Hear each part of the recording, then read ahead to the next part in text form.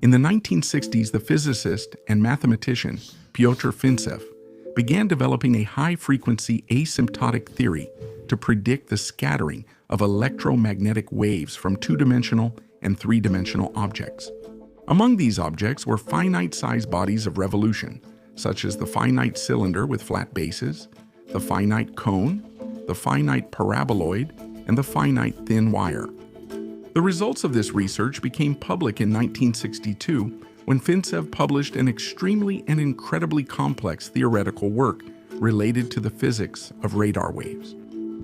In this work, it was demonstrated that the wavelength of the radar wave reflected by an object was not related to its size, but rather to the configuration of the angles and the shapes of its leading and trailing edges.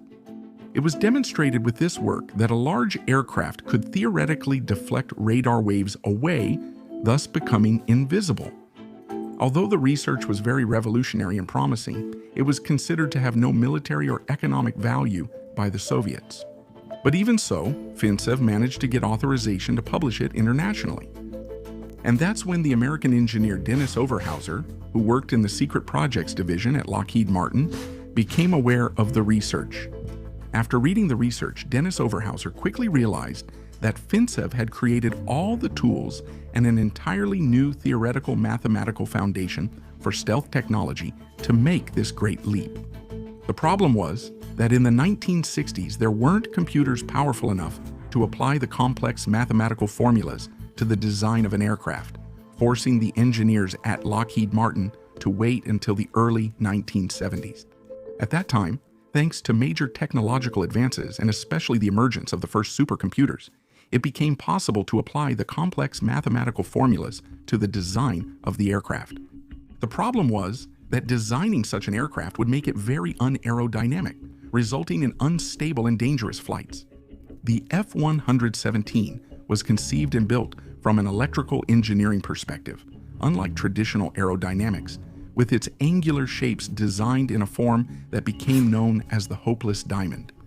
The flat panels and angles of attack were created using a computer program called ECHO, specifically designed to reflect radar electromagnetic waves away, reducing its radar visibility by more than 99%.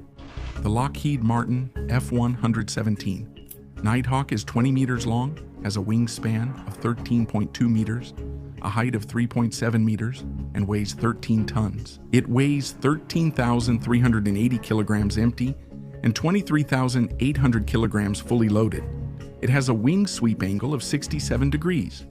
The aircraft has most of its structure made of aluminum, with some parts, such as the engines and the engine exhaust outlets, made of titanium. This titanium was obtained from the Soviets through various shell companies.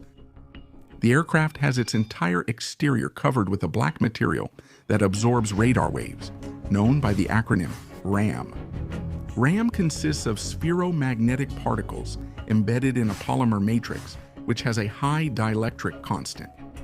Other compositions are made of carbon nanotubes of spherofluidic materials and non-magnetic materials. But the exact composition of the material that coats the F-117 is secret. One of the things that greatly increases the visibility of an airplane to radar is the vertical stabilizer, which, due to its location and position, makes the aircraft very visible to radars.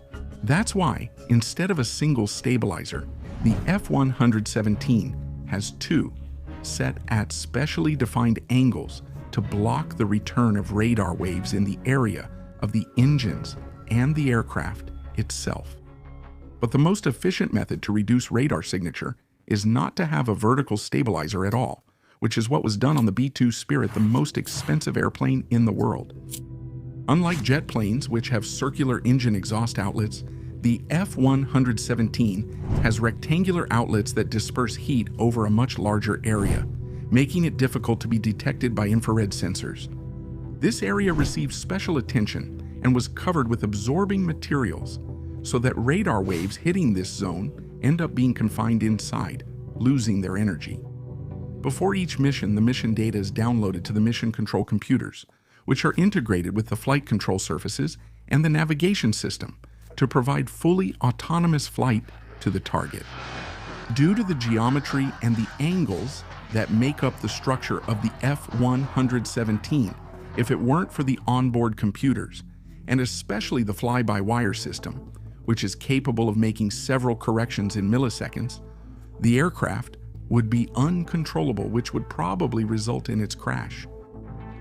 The F-117 is a strategic stealth attack bomber, a single-seat twin-engine subsonic monoplane equipped with two General Electric F-404 turbofan engines without afterburner.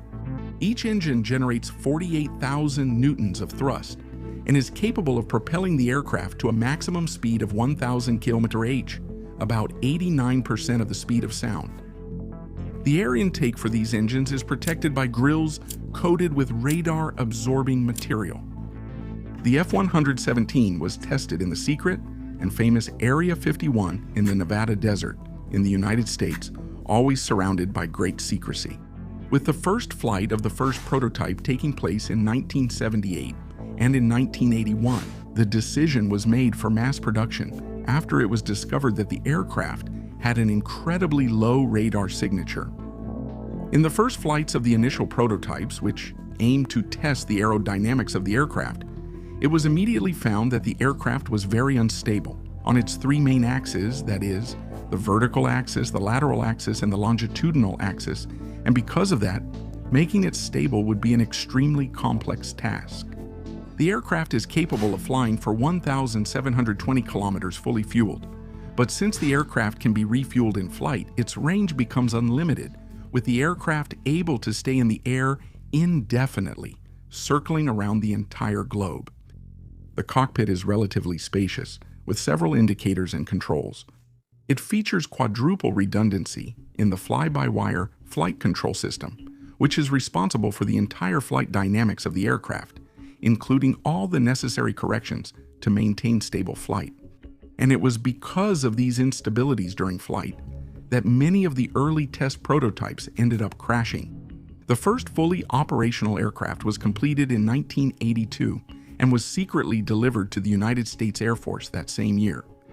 With all the aircraft's flights being specially carried out at night, always surrounded by great secrecy, and with each flight being classified as top secret. Interestingly, at that same time, there was a significant increase in UFO sightings in the state of Nevada, with many people claiming they saw strangely shaped aircraft flying over the desert at night. From 1982, the period when the aircraft entered into operation, until 1988, the United States Air Force always denied the existence of the aircraft, and it was only in the middle of 1988 that it was officially presented to the public.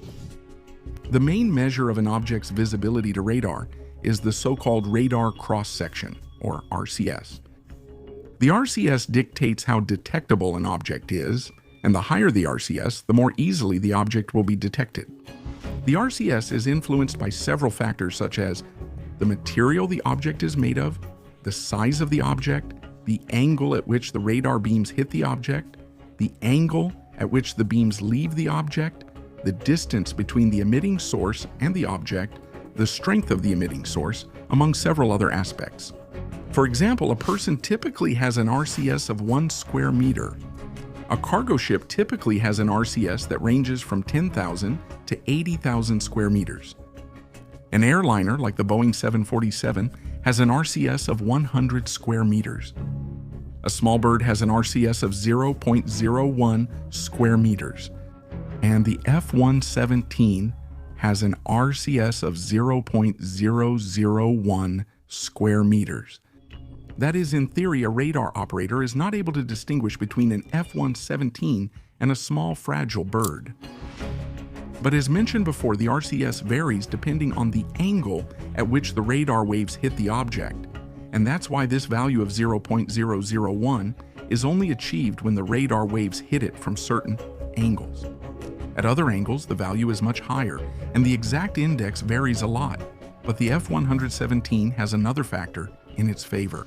Objects with a very small RCS are simply ignored by radar software, since very small RCS values are caused by raindrops, small birds, atmospheric disturbances, or even small objects suspended in the air, and that's why the radar software simply ignores such disturbances, which greatly benefits the aircraft in flight. The F-117 is practically invisible to monostatic radars, where the transmitter and receiver are on the same antenna. But it is much more visible to bistatic and multistatic radars, where the transmitter and receiver are not on the same antenna, usually separated by small distances, with these signals being combined and processed together. Any stealth aircraft becomes completely visible when a door or hatch is opened. And it was because of this that on March 27, 1999, during an attack mission against targets in the former Yugoslavia, an F-117 was shot down by an S-125 Neva missile of Soviet manufacture. What happened was that the Serbians discovered that when the F-117 opened the doors of its bomb bay, in the moments leading up to the attack, its radar signature increased a lot, which gave enough time for the target to be locked on. The Serbians launched at least 2 missiles. The first one missed the aircraft. The second also missed the aircraft. But the missile exploded very close to the F-117, hitting it with several fragments that damaged the flight controls, forcing the pilot to eject. The plane hit the ground shortly after, and its structure remained relatively intact, later being handed over to the Russians.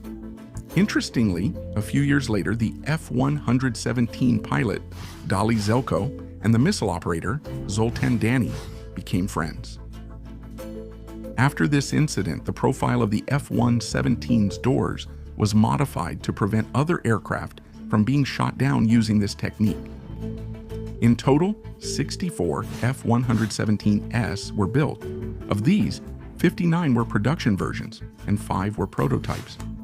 Each aircraft cost $42 million, and it is estimated that the aircraft development program cost $5 billion. The aircraft continues to be widely used, but in 2005 its use became limited to very specific missions, and in 2006 it was retired, mainly because of the emergence of the F-22, which is much more aerodynamic and much stealthier.